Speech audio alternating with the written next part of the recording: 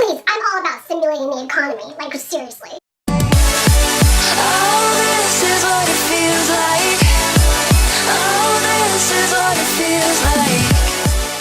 Hey guys, welcome to my channel, welcome back to my channel, and I think this time I don't have an intro, but whatever I want you guys to see, I'll put links in the description.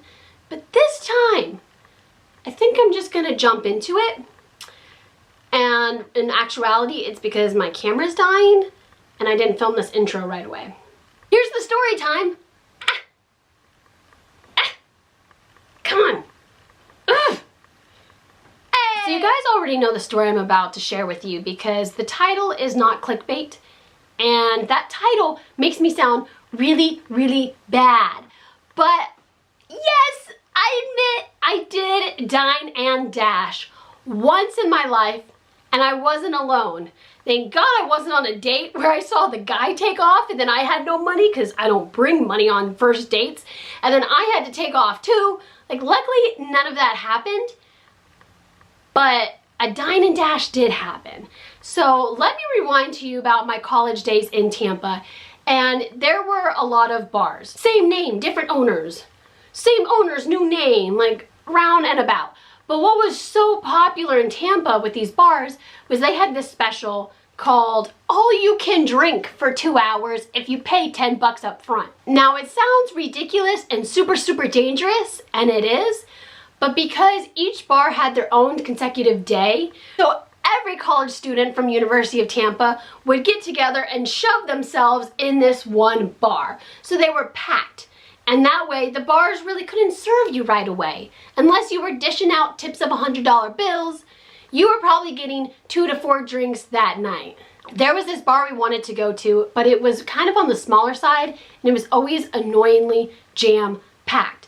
But they did have a dinner menu. So we decided to go hours ahead of time to have dinner and be able to slowly transition and have our drinks right up front and avoid the crowd. Because we were definitely wanting to treat ourselves with the meal and just get wasted. Went to dinner and it was pretty good. I mean, I was told they had steak and then they didn't, which, you know, like broke my heart. But when I pieced it back together, I was able to enjoy my food. And there were some theater majors from my school that I recognized that were doing a live performance, so got to enjoy that. The vendor had a photographer go around, and before I got all sweaty and like red and squinty-eyed, finally we were done eating, and we have about an hour before the all-you-can-drink special starts. So of course all the Tampa kids are too cheap. They're not going to come in ahead of time and pay full price for these drinks. They're waiting for like this special event to occur. So we pretty much have the place all to ourselves.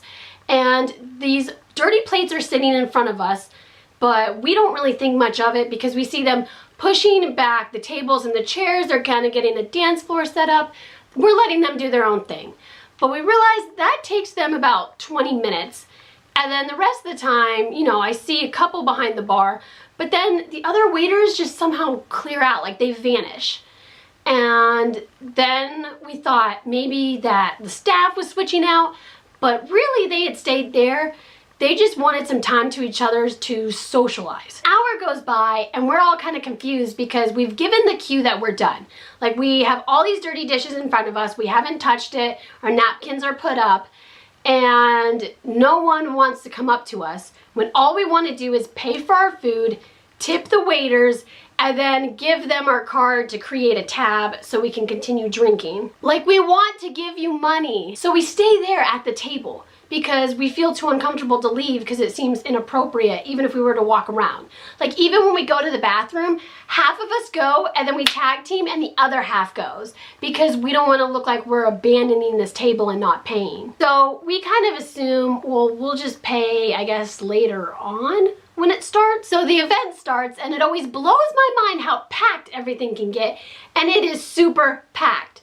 Like, if you're waiting at the bar, you literally have 6 people ahead of you, and that's like all the way around the whole circumference of the bar. Like, it's that expanded. It's huge. It's impossible. Well, it gets to the end of the night and we want to pay out our tab, and we were waiting there for 30 minutes. So we've already waited an hour to pay and give them our money, and now we're waiting another 30 minutes. And we're drunk, we're tired, we're not blackout drunk, we're not making stupid decisions, we're actually having a conversation here, and we realize, you know, we're just gonna pay another time. This isn't worth it. We can walk from here and come back, but we are leaving. So we leave, and the next day I have class.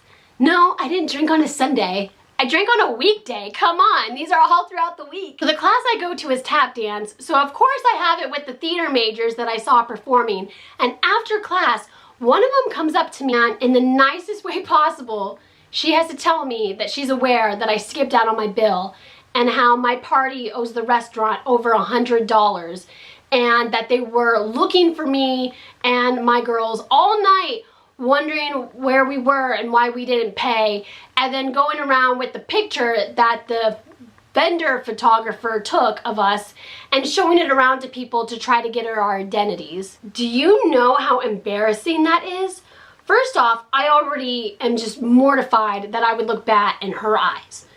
But then to not know who else knows this about me, and if they don't already know me already, they're gonna jump to this assumption that I'm cheap or that I steal and that I just don't have any care in the world for the working economy. Please, I'm all about simulating the economy, like seriously. And then I was kind of miffed to hear that the venue was retelling the story as if they were searching for us and we were like running or hiding or doing something sneaky the entire time. When really, if you look at the footage, like not what the venue photographer took of us, but the actual video security cam footage, you would see us there for an hour just chilling. But still, to admit it, I did dine and dash, and that's illegal.